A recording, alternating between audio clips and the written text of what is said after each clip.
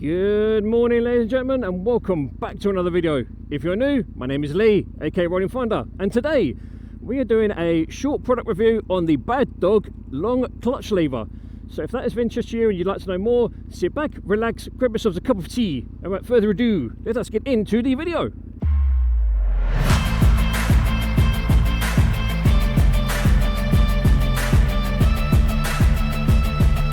So ladies and gentlemen, how are we all doing? I hope you're doing well.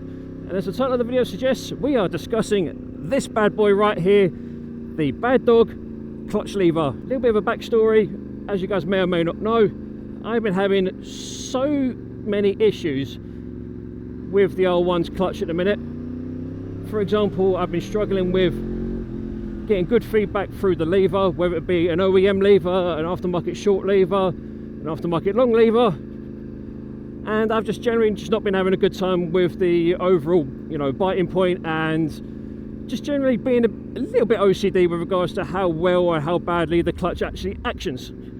Well, today, ladies and gentlemen, I believe I've managed to find myself a somewhat half-decent compromise, and that is the Bad Dog long adjustable clutch lever. And you're probably wondering why I went with the Bad Dog clutch lever over the myriad of other brands that are on the market, like ASV, Paizo, Litec, and God knows how many other brands there are on the market. The reason why I went with the Bad Dog lever is, well, two reasons. One, the price, including delivery. This lever right here was £34.95. Yes, you heard me. £34.95, and I'll be honest, with this being the first outing of me using it, I'm instantly more at home with it compared to the Litec short lever I had on the bike the other day. And okay, the Litec lever was what was on the bike when I first bought her, and I was getting on with it, but I've just noticed recently that been suffering a little bit of rheumatism in my my left hand. And yes, before anyone has a laugh at me, yes, I do turn 40 this year. Yes, arthritis does run in my family, and yes, my hands do suffer.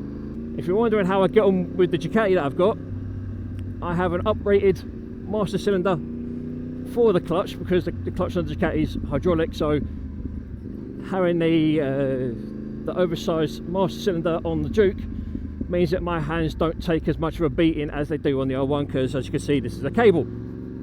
As you can see, it's finished in this nice anodized black with red adjuster, which I really love, because as you guys know, black and red is my kind of thing. And I've currently got the lever set at number 4, I think it is. Can't quite see from here. It's either 4 or 5, with not a lot of tension on the cable itself. Now, I have been reliably informed by Ryan at RMC that more slack on the clutch cable is a healthier clutch cable. Hence why I've got about 3.5 mil worth of play in the lever before the actual lever actuates. And like I say, this is my initial shakedown test of the lever, because I only got it yesterday. And yesterday the weather was absolutely atrocious, so I never bothered trying to change it. The fit and finish of the lever is very good for what it is.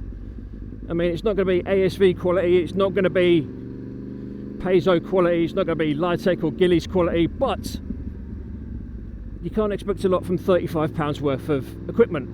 And I'm glad I went with the long lever, because I was contemplating going with a shorty. And I'm glad I didn't, because with the Litec or Evotech, whichever brand it is I had before, the short lever was actually putting a lot of strain through my arm, and it was actually hurting my shoulder, weirdly enough. I don't know how that is even a thing, but the transitional or the torsional forces on my hand through my arm was making my shoulder hurt, which is very strange, because that shouldn't happen. But as they say, it is what it is. What I have noticed with the long lever is that I've got a bit more space between the bar and the lever itself,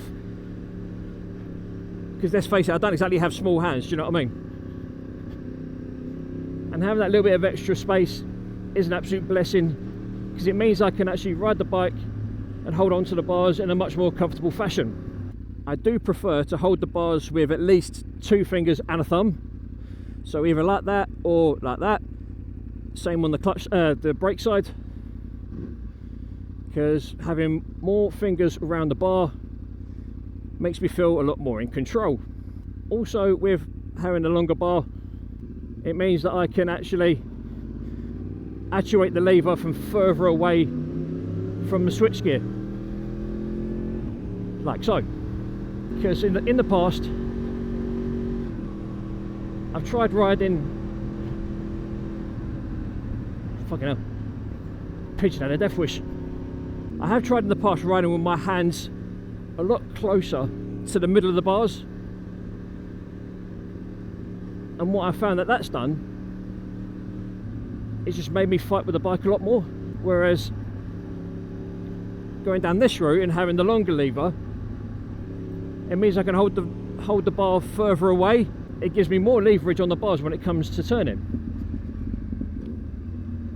and that is something that is, you know, a definite necessity, especially with riding in London traffic and trying to filter and all the usual stuff that the city rider has to get through. Hold on to the bar further out, it means I don't have to worry about using my whole hand on the lever itself, like so. It just means that I've got to get used to articulating 2 or 3 fingers rather than 1 or 2 fingers. I did do my research beforehand, and I did find that a lot of people have gone for these levers because where you've got such a range of adjustability, it's actually good for people with arthritic hands. I think I've already said that, so I do apologise for repeating myself. But I am surprisingly impressed with how easy they were to install. Literally, I got home from work yesterday after being out in the pissing rain.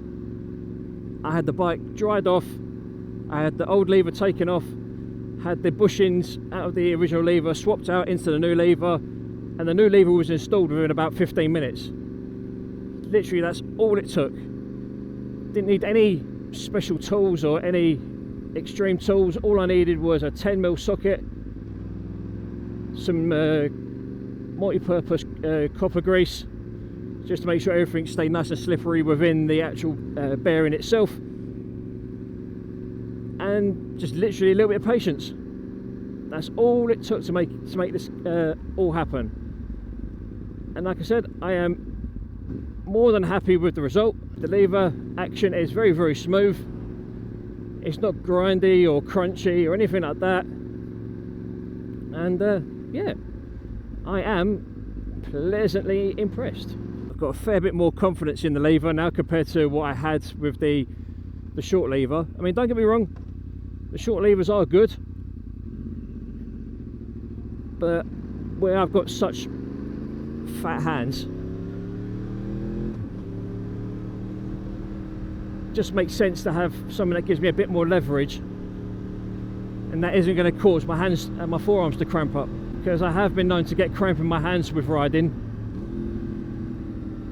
and yeah, it's not comfortable. I can safely say, hand on heart, that this initial assessment of the Bad Dog clutch lever gets a thumbs up from me. I know I can't get the brake lever for the from Bad Dog because I've got the Hell Master cylinder on here now, which has been hardwired into the loom with the help of Ryan again at RMC. But yeah, like I said, I'm surprisingly impressed. It's going to take me a little while to get used to the Bad Dog lever, because simply because it's been a while since I've had an adjustable clutch lever. But yeah, I'm slowly gelling with it quite nicely. I know a lot of people say that certain brands do fit certain hands in different ways, and yes, they are correct. I do like having a good amount of feedback through the bars. I do enjoy a good amount of feedback through the levers as well, whether it be, you know, vibey, non-vibey, you know, just generally I like to be able to feel what's going on around me and what's going on underneath me when it comes to my bikes. Ooh, looks like an old Ford Cortina. 2 hours later.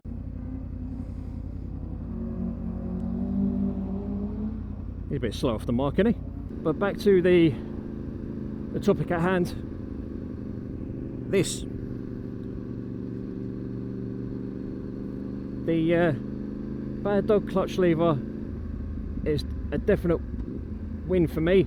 The fit and finish has been very, very good. I mean, I know, like I said, I only put the lever on last night, but a very good bit of kit. I don't expect it to be Litec quality or Paizo quality or ASV quality, but as long as it does its job, I don't really care what it looks like.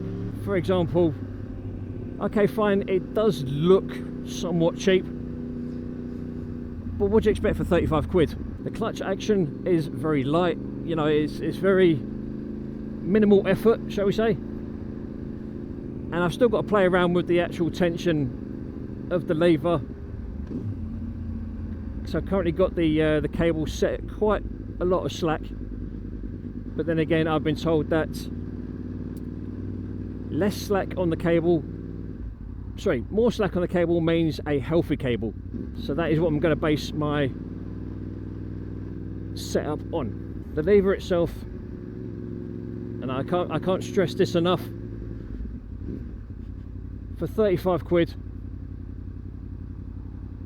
it's not going to be super high quality, nor do I expect it to be high quality. I just want it to do a job. Do you know what I mean? And so far it is doing exactly that. You know, the lever pull itself is literally, I could one finger pull if I really wanted to, but I think the way I've got it set up with the amount of slack that I've got, it's probably slightly too much. But at the same time, I'd rather have too much slack than not enough, because it gives me a chance to learn how the lever actually reacts to my inputs and stuff like that. One thing I will say, and what I'm quite glad of, is that the lever pull itself is such a nice, refreshing feeling that it's light again, if that makes any sense whatsoever. The lever action on the old lever that I had, yes, okay, it looked cool because it was short. However, this lever, being a little bit longer, does offer me a bit more leverage. It means that I don't have to hold the bar right up here. I can get away with holding the bar right out here, and it still will work perfectly well for me.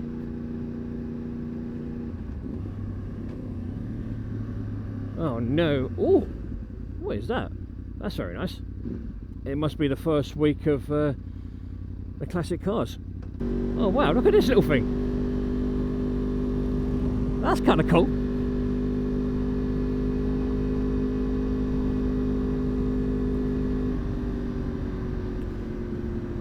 But anyway, ladies and gentlemen, this is where I'm going to leave you. I've waffled on long enough about the Bad Dog clutch lever. If you want to know more about it, please feel free to ask me in the comments down below, and I will do my best to get back to you as quickly as I possibly can. But for now, ladies and gentlemen, boys and girls, you have been awesome. I have been Lee, aka Rollin Thunder, saying look after yourselves, look after each other, stay safe on the roads, be aware of COVID-19, be safe, be happy, and above all else, ladies and gentlemen, boys and girls, adios.